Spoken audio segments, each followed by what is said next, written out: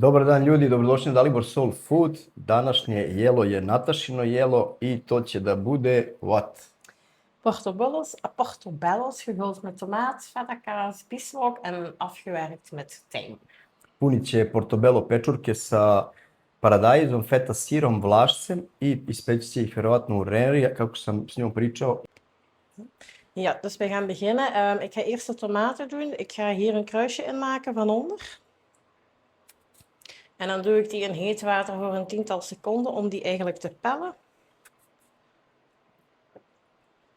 Prvo je isekla u krst gore paradajz i uključila u vrelu vodu, ga je stavila na 10 sekundi i onda će prebaci u ovu drugu staklenu činiju sa ledom. Da bi ga lakše ogulila, oljuštila. En dan gaan we dat gewoon in ijskoud water zetten, dat dat in één keer een schok krijgt. En dan ondertussen dat een beetje daarin zit, ga ik nog de stelen van de portobello snijden. Dan ga ik de tomatenpello snijden en ook bij de feta doen. Znači, poslije će one drške tamo od ovih pečurke da iseče i dodaće i njih u sir i kad oguli paradajz i isecka ga dodaće također u sir i sa time će da filuje pečurke. Evo sad je uzela vlašac da iseče Nataša. Nataša, Boga mi sa nožem barata kao ja. Ništa, spušta vlašac tamo sa sirom, paradajzom i tim drškicama od pečuraka. I vjerojatno će sada da krene sve to da filuje.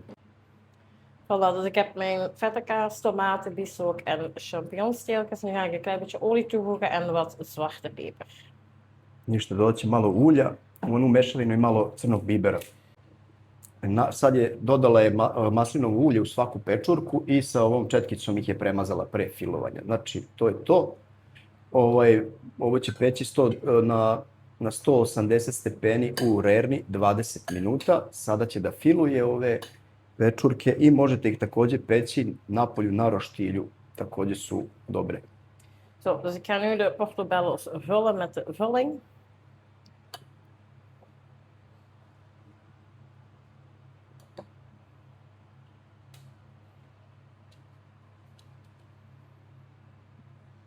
Ik weet niet of we alle vulling gebruiken. Nafilovat će ih sad sve i da vidimo da probamo. Ja nisam jeo ovo do sad. Je kunt dadelijk zien als je nog over hebt dat je het nog verdeelt over alles. Hè. En dat is eigenlijk een gerechtje dat je kunt gebruiken als voorgerecht. En dat is 1 of 2, afhankelijk van de grootte van de portobello's, is voldoende. Of als hoofdgerecht en dan kun je er 2 of 3 reserveren. Dit zijn nu wel grote, dus dan gaat het ook kleiner maken. Evo, završava posljednju. Oh, nou, de rest kun je nog een beetje verdelen over alles. Hè. A da podijeliš šta je ostalo. Ako uspe, Boga mi su pečurke ko lavor, veli kolike su.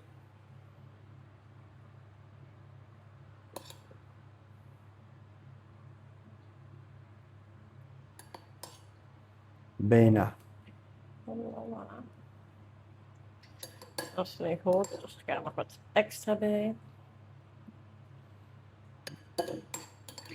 Znači, ovo možda poslužiti kao glavno jelo. Dat is alles. Dat is alles. Dus dan gaat dat nu de oven in.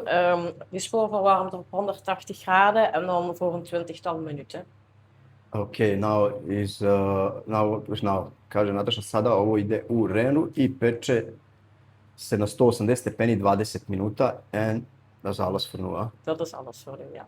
Vidimo se kasnije. Natašine portobello pečurke su spremne, idemo da probamo. O, Dragan se probudio. Mali, gdje si ble? Mali se probudio, jeli tatin mali, šiškola, miškola. A Natašine portobello pečurke su spremne. Voilà, dus de portobello's zijn klaar. Ik ga er gewoon nog een beetje tijm over doen, voor wat extra smaak. Rekli majčinom ručicom tejm, ja, da ih začini od gore i da probamo.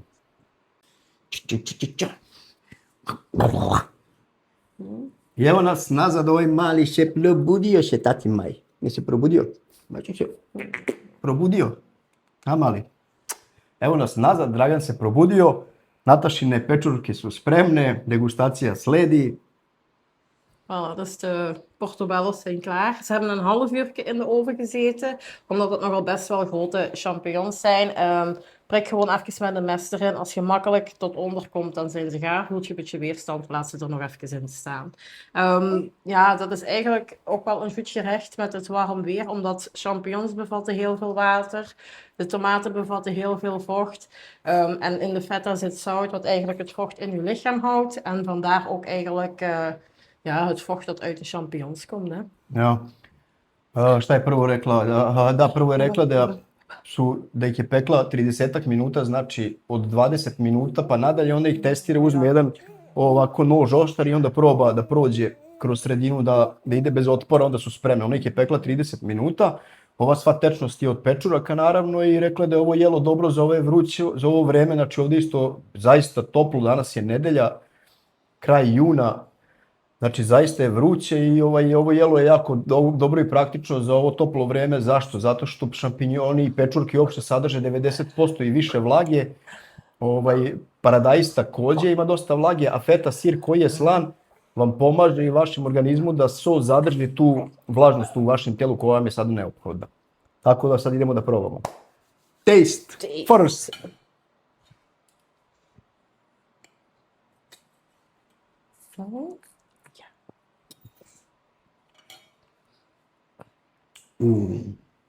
Goed, hè? Boga mi, ovo je lep presek, a ukus ljudi fantazija. Ljudi, boga mi, stvarno, ovo je ukus perfektan.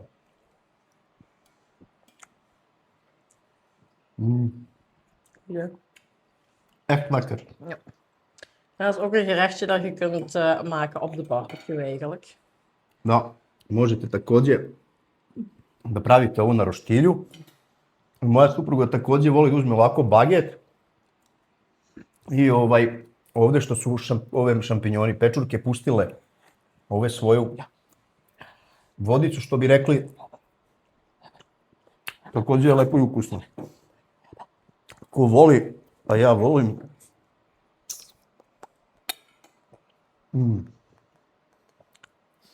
Nataša. Een goed zomerdish. Very good. You pass exam.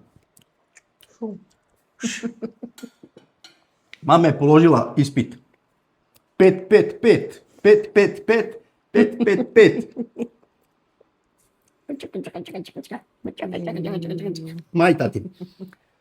Tako ljudi, to je sve za danas. Ovo je bilo Natašino jelo, pečurke, portobello, stalno zaboravim. Pečurke portobello, punjene sa paradajzom, feta sirom i naravno tu je bilo ulja, bilo je vlašca i majčine dušice. Ako vam se sviđa kako mi to radimo, zapratite naš YouTube kanal Dalibor Soul Food, nama zaista znači. Hvala vam i doviđenja. Vidimo se nekom drugom prilikom. Prijatno. Ćao. Kaži čao. Idemo za Srbiju za 10 dana. Uhu!